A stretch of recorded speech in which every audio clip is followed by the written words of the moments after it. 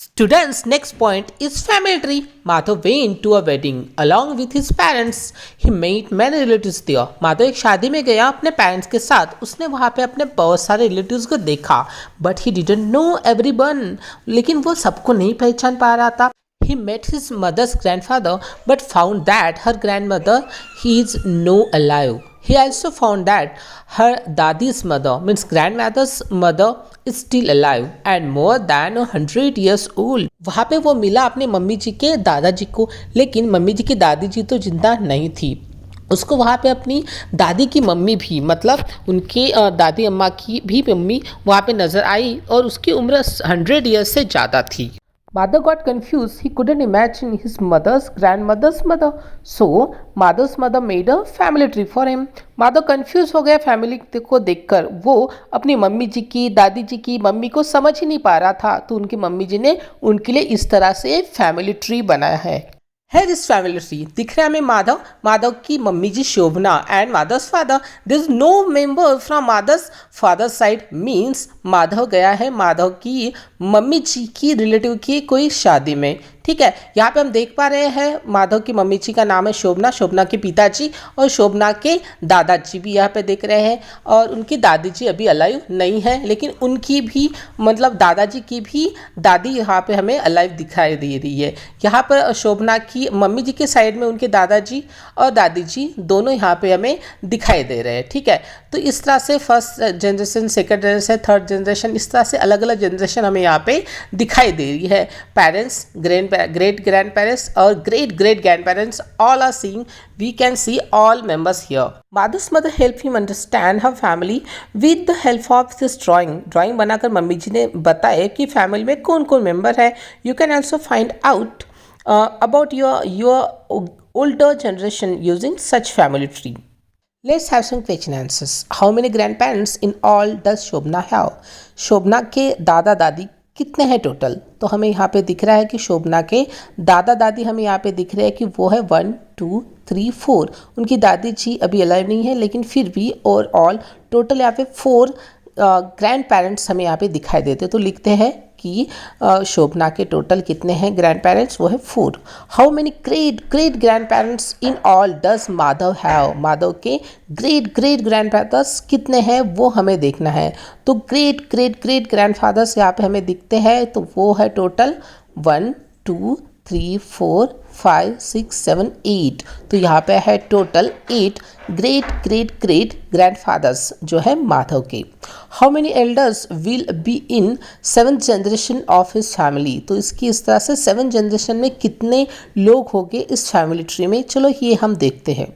In next generation parents are doubling means next generation में हो गया डबल. जैसे 5th जनरेशन में अगर 8 थे तो 6th जनरेशन में आएंगे 8 multiply two 16 and in 7th generation it will be 16 multiply two equal 32 elders means 7th generation में हो गए 32 elders. If he takes his family tree forward in which generation will he find 120 elders? अगर वो इसी तरह से family tree को आगे बढ़ाता है तो कौन से जनरेशन में हो गए 120 elders? We know that in 7th generation there were 32 elders means in 8th generation there will be 32 multiplied 2 means 64 elders and in the 9th generation there will be 64 multiplied 2 means 128 elders means in 9th generation there will be 128 elders.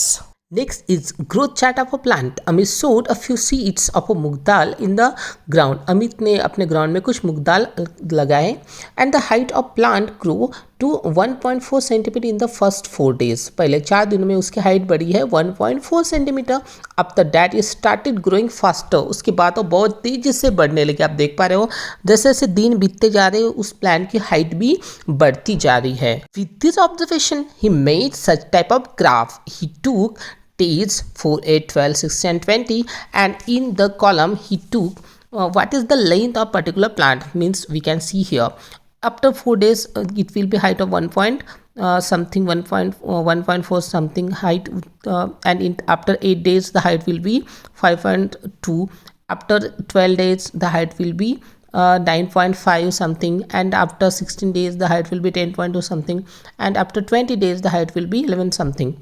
in such a way he took and he plotted the points in the graph like such a weights. Now let's find some answers of these questions. Between which days did the length of the plant change the most? हमें देखना है कि कौन से 2 दिनों के अंदर, 2 दिन के गैप इंटरवल के अंदर प्लांट की ग्रोथ सबसे ज़्यादा चेंज हो चुकी है. In the graph, we can easily see that the gap between 4 days, 8 days and 8 to 12 days is greater difference in the length of this plant grown. Yes, we can easily find out the difference in it.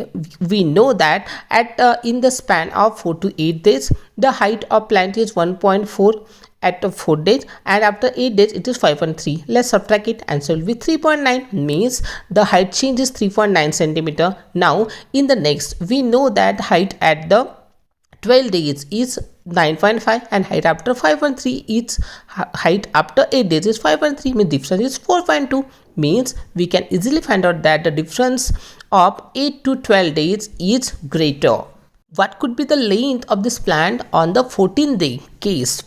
14 दिन होने के बाद, 14 दिन के बाद उस plant की growth कितनी हो सकती है, यह हमें फाइंड आउट करना है. 14 होगा 12 और 16 के बीच में, इस तरह से हम ये देख पा रहे हैं. अगर हम इसकी एक स्ट्रेट लाइन बनाएंगे तो ये यहाँ पे टच करेंगी एट अबाउट 10 सेंटीमीटर हाइट पर. तो हम गेस कर सकते हैं कि after 14 days the height of this plant will be how many centimetre? It will be approximately 10 centimetres.